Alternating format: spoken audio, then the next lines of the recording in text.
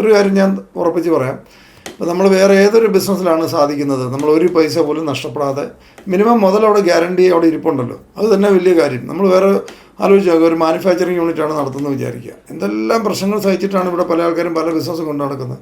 ഒരു manufacturing unit ആണെങ്കിൽ ചില സമയത്ത് റോ മെറ്റീരിയൽ കിട്ടിയാൽ ഇപ്പോൾ തന്നെ ഡോളർ ചില ആൾക്കാർക്ക് ആവശ്യത്തിന് കിട്ടുന്നില്ല. ചിലപ്പോൾ നമുക്ക് അന്നേരം അറിയാവും ഡോളർ കിട്ടിയില്ല. ഡോളർ കിട്ടിയിട്ടുണ്ടെങ്കിൽ നമ്മൾ വാങ്ങിയത് ആവറേജ് ചെയ്യാൻ പറ്റുന്നില്ല, അടുത്ത ടെൻഷൻ തുടങ്ങും. അത് കഴിഞ്ഞ് ആവറേജ് ചെയ്ത് കഴിഞ്ഞാൽ അത് വില വല്ലാതെ കൂടിപ്പോയി. നമുക്ക് വില കൂടിയാലും പ്രശ്നമുണ്ട്. വില കൂടിയാൽ നമുക്ക് മോൾ ഭാഗത്ത് മേടിച്ച് 10% മാത്രമേ വിൽക്കാൻ പറ്റുള്ളൂ, ബാക്കി 90% ഉപയോഗിക്കാൻ പറ്റുന്നില്ല. എന്നും പ്രശ്നങ്ങളുണ്ടാവും. അത് നമ്മുടെ ജീവിതത്തിൽ ശ്രദ്ധിച്ചറിയാം, എന്നും പ്രശ്നങ്ങളുണ്ടാവും. ആ പ്രശ്നങ്ങളുടെ ഇടയിൽ നമ്മളെങ്ങനെ ഹാപ്പിയായിട്ട് ജീവിക്കുന്നു എന്നുള്ളതാണ് ഏറ്റവും പ്രധാനപ്പെട്ട കാര്യം. പ്രശ്നങ്ങളില്ലാതെ ഒരു മനുഷ്യനുമില്ല. ഈ പ്രശ്നങ്ങളൊക്കെ അവിടെ ഉണ്ടാവും, നാളെ ഉണ്ടാവും, ഇതിനേക്കാൾ വലുതും ഉണ്ടാവും. ആ പ്രശ്നങ്ങളുടെ ഇടയിൽ നമ്മളെങ്ങനെ ഹാപ്പിയായിട്ട് ജീവിക്കാൻ നമ്മൾ പഠിക്കുന്നു എന്നുള്ളതാണ് ഏറ്റവും ഇമ്പോർട്ടൻ്റ് ആയിട്ടുള്ള കാര്യം.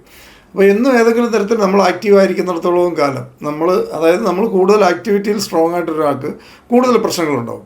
കൂടുതൽ പ്രശ്നങ്ങളുണ്ടെങ്കിൽ നിങ്ങൾ വറി ചെയ്യുകയല്ല വേണ്ടത്. കൂടുതൽ പ്രശ്നങ്ങളുണ്ടെങ്കിൽ നമ്മൾ കൂടുതൽ ആക്റ്റീവ് ആണെന്നുള്ളതാണ് നമ്മൾ അതിൽ നിന്ന് മനസ്സിലാക്കേണ്ടത്. ആക്റ്റീവ് അല്ലാത്തവനായിരിക്കും ഏറ്റവും കുറച്ച് പ്രശ്നം ഉണ്ടാകുന്നത്, അവനെ കൊണ്ടൊന്നും ചെയ്യാൻ സാധിക്കത്തുമില്ല. അപ്പോൾ പ്രശ്നങ്ങൾ എപ്പോഴും ഏത് സാഹചര്യത്തിലുണ്ട്. ട്രേഡിങ്ങിലാണെങ്കിലും നമ്മളുണ്ടാവും. വില കുറഞ്ഞുകൊണ്ടിരിക്കുകയാണെങ്കിൽ നമ്മൾ പറയും ആവറേജ് ചെയ്യാൻ പറ്റിയില്ല.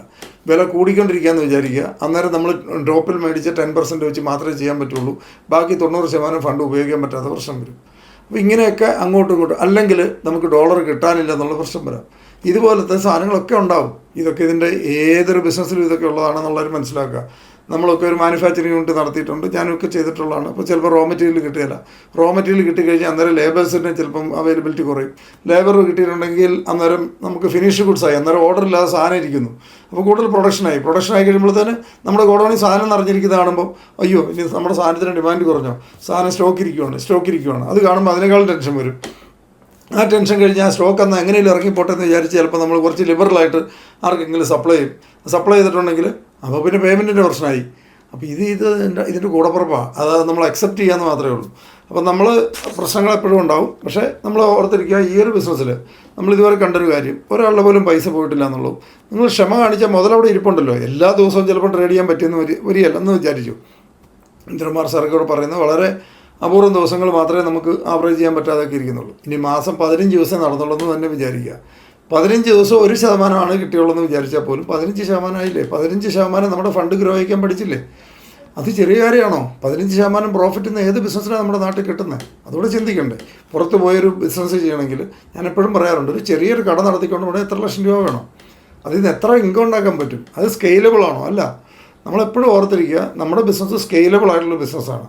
നമ്മൾ കൂടുതൽ ആൾക്കാരിലേക്ക് വ്യാപിപ്പിക്കാം.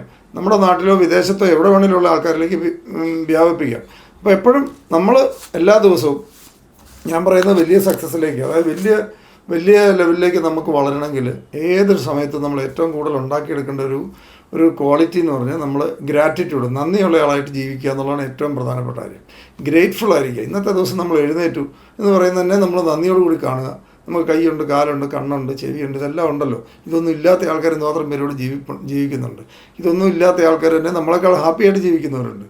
അപ്പം നമ്മൾ ആദ്യം ഇതൊക്കെ ഉണ്ടല്ലോ, അത് തന്നെ നമ്മൾ ഏറ്റവും കൂടുതൽ നമ്മൾ ഹാപ്പി ആയിരിക്കേണ്ടത്, ഏറ്റവും കൂടുതൽ നമ്മൾ ഗ്രാറ്റിറ്റ്യൂഡ് കാണിക്കേണ്ടത് ആ കാര്യത്തിലാണ്. ഏറ്റവും കൂടുതൽ നന്ദിയുള്ളവരായിട്ട് ജീവിക്കുക, അന്നേരം തന്നെ ജീവിതം ഹാപ്പിയാവും.